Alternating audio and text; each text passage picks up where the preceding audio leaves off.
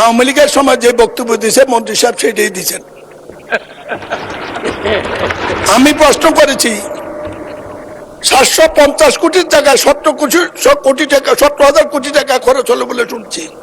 Underpass কোথায় গেল, overpass কোথায় গেল, এবং অনুমোদিত ওভারপাসটি কেন হলো না? আরেকটি রাস্তা হলো এখানে ব্যারিকেড দিয়ে রাস্তা বন্ধ করে দিল কুত্তা মার্কা নির্বাচনের সময় 14 সালে। 14 সাল থেকে এত লোক মারা গেল, একজন লোক ক্ষতি পারেন কেন কেন? মন্ত্রী মহোদয় বলছেন ওভারপাস হবে, এক্সপ্রেস হয়ে হবে, এই রবীন্দ্রসঙ্গীত বহু শুনেছি। মানুষ তাকে আমাদেরকে শান্তি মনে মরতে দেন। ওনার প্রত্যেকটি কথা সরকার সচিবরা যা বলে দিয়েছে, ওই যারা টাকা লুণ্ঠন করেছে তারা ঠিকই দিয়েছে, সেটাই উনি বলেছেন। মাননীয় স্পিকার, আমার নোটিশ সড়ক বিভাগ সৃষ্ট কুমিল্লার পদুয়ার বাজারে ঢাকা চট্টগ্রাম মহাসড়ক ও কুমিল্লা মহাসড়কের সংযোগস্থলে সড়ক বিভাগ সৃষ্ট দানবীয় ব্যারিকেড এবং কুমিল্লা পৌরসভার টমসম ব্রিজ সহ 7টি স্থানে আন্ডারপাস সার্ভিস লেন নির্মিত হয় স্থানটি একটি মরণ ফাঁদে রূপান্তর হয়েছে তার প্রতিকার প্রসঙ্গে। মাননীয় স্পিকার, ঢাকা চট্টগ্রাম মহাসড়ক ব্রিটিশ আমল থেকে বাংলাদেশের 1 নম্বর মহাসড়ক। পাকিস্তান আমলেও তাই ছিল, বাংলাদেশ আমলে তো বটেই। দুর্ভাগ্যজনক এই দুর্ভাগ্য জাতি 2003-4 সালের আগে এই রাস্তাটি কেউ খেয়াল করেনি।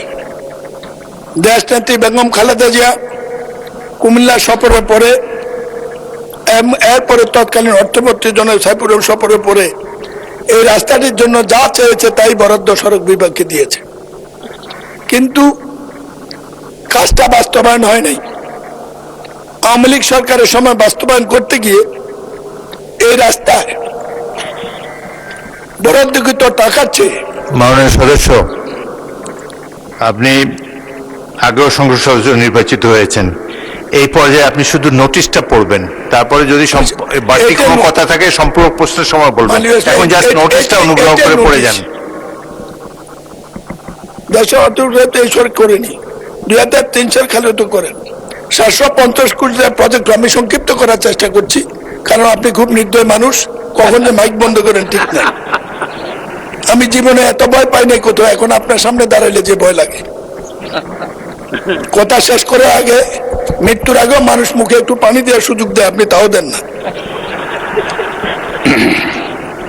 এই প্রকল্পটি বাস্তবায়ন করতে গিয়ে সরকার, আওয়ামী লীগ সরকার 1700 কোটি টাকা ব্যয়, 17,000 কোটি টাকা ব্যয় করেছে। আজকে মরণ ফাঁদ, একই কারণে ঈদের দিনে এই দুর্ঘটনা। বিরোধীদের মাত্র একটা দেখেছেন, এখানে গেটের করছে কয়েক লক্ষ, মারা গেছে 1 লক্ষ লোকের কাছাকাছি। এই পর্যন্ত কিছু হয়নি। আমাদের নতুন যোগাযোগ মন্ত্রী বা সড়ক সেতু মন্ত্রীর সাথে দেখা হয়েছে, আমার মনে হয় তিনি ব্যাপারটা অনুভব করেছেন, কিন্তু জাতি হিসাবে এটা না দেখলে এই মরণ ফাঁদ থেকে রক্ষা পাওয়া যাবে না। ঢাকা কুমিল্লা মহাসড়ক সমাধানের জন্য ব্রিটিশ আমল থেকে রেল লাইন করতে চেয়েছিল। ধান খেতে রেল লাইন হয়েছে, ঢাকা কুমিল্লা রেল লাইন হয় নাই। ঢাকা কুমিল্লা রেল লাইন হইলে চট্টগ্রামের দূরত্ব কমে, ঢাকাটাই কুমিল্লা চট্টগ্রাম পর্যন্ত চলে যেতে পারে। চট্টগ্রাম থেকে কক্সবাজার রেল লাইন হয়েছে, ঢাকা কুমিল্লা হলে সংযোগ হয়, সংক্ষিপ্ত সময় যায়, এই রেল লাইন সফর হয়। মাননীয় স্পিকার, প্রতিবাদের মুখে গত সরকার সড়ক বিভাগের লোকদেরকে টাকা দিতে চেয়েছিল ক্ষতিপূরণ। পত্রিকা আছে গত পরশু দিনের, 25,000 কোটি টাকা তহবিলে আছে শুনেছি। আমার এলাকার এই 16,000 লোকের মধ্যে যাদের লাশও আমরা পাইনি, ভর্তা পেয়েছি, ভর্তা, তাদের কোনো পরিবারকে 10 টাকাও দেওয়া হয় নাই। একটি অমানবিক মরণ ফাঁদ। 50 বছর যাবত লড়াই করছি, কিছুই করতে পারিনি। আশা ছিল এই সংসদ আসলে কিছু করব। আজকে অন্তত প্রশ্নোত্তর আকারে এটা দিয়েছি, মাননীয় মন্ত্রীকে অবহিত করেছি, মাননীয় প্রধানমন্ত্রীকে সিঙ্গাপুর থেকে চিকিৎসার ব্যবস্থা চিঠি দিয়েছি। আমার এখন কুমিল্লা যেতে ভয় লাগে, কি জবাব দেব? আপনার মাধ্যমে সংসদের কাছে, আমার সরকারের কাছে এই জবাবটা জানতে চাই, কি জবাব দেব? মন্ত্রী সাহেবকে সফর করতে বলেছি, তিনি সচিব সাহেবকে পাঠিয়েছেন। আমি বলি, আপনি 3টা মন্ত্রী, এরকম সৌভাগ্য বাংলাদেশে এর আগে কারো হয় নাই। দয়া করে কুমিল্লা আসেন, আমাদেরকে বাঁচান, ভোটার ইজ্জতটা রক্ষা করতে দেন, বৃদ্ধ বয়স্কে মানুষকে জবাব দিতে দেন, লাশের মিছিল কতদিন আর বন্ধ করবো একটু বলে দেন। ধন্যবাদ মাননীয় স্পিকার।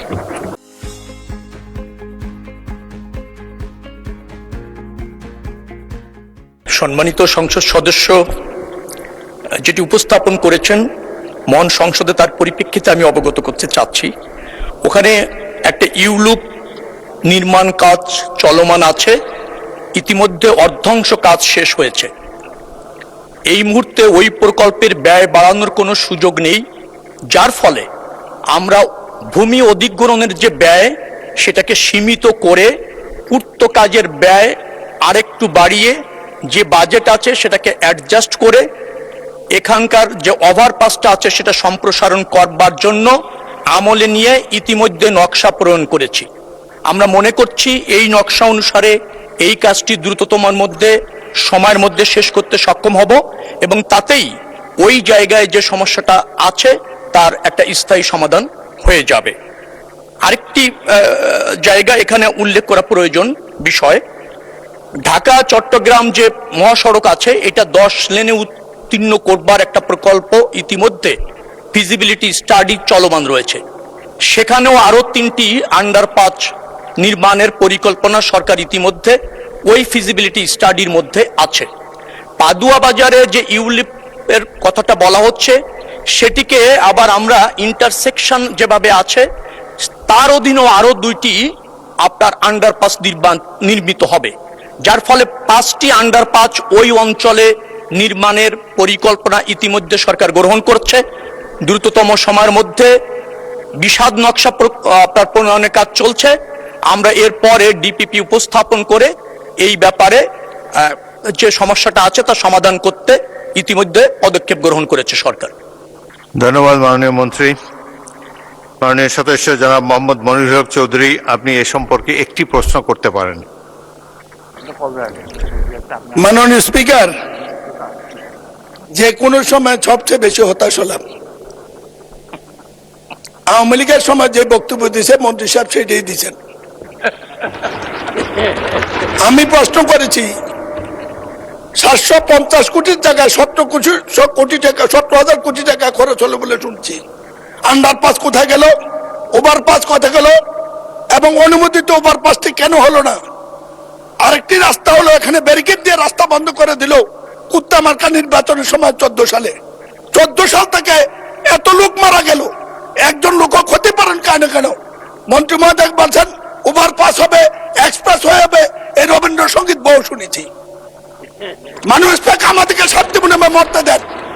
ওনার প্রত্যেকটি কথা সরকার সচিবরা যা বলে দিয়েছে, ওই যারা টাকা লুণ্ঠন করেছে তারা ঠিকই দিয়েছে, সেটাই উনি বলেছেন। মাননীয় মন্ত্রী প্রশ্ন করেন, প্রশ্ন নাই কোনো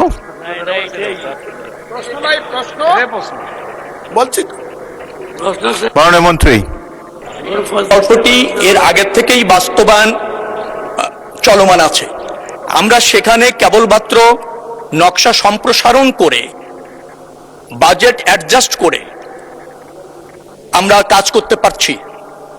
আর এখন যে প্রকল্পটি নেওয়া হচ্ছে 10 লেন করবার ক্ষেত্রে ঢাকা চট্টগ্রাম মহাসড়ক, সেখানে কিন্তু ওই অঞ্চলের দুর্ঘটনা, ওই অঞ্চলে যানবাহন চলাচল ক্ষেত্রে যে শৃঙ্খলা, যে ইন্টারসেকশনগুলি আছে সেটা যাতে প্রচুর যানবাহনকে ম্যানেজ করতে সক্ষম হয়, যেহেতু পদুয়া বাজারের বেশ কিছু আপনার যুক্ত আছে ইন্টারসেকশন, সেটাকে পরিকল্পনা করে আগামী দিনে যে প্রকল্পটা যাচ্ছে সেখানে আছে।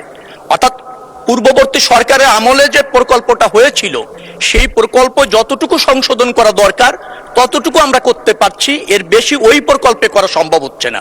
সরকার নতুন এসেছে, নিশ্চয়ই মাননীয় সংসদ সদস্য তিনি আমাকে এই বিষয়ে জ্ঞাত করেছেন। আমি সেখানে সচিব এবং আমাদের সড়ক ও জনপথ অধিদপ্তরের দায়িত্বশীল কর্মকর্তাদের তাৎক্ষণিকভাবে পাঠিয়েছি। তারা সেখানে সরজমিনে দেখে আসছে, বেশ কিছু পদক্ষেপ আমরা নিচ্ছি।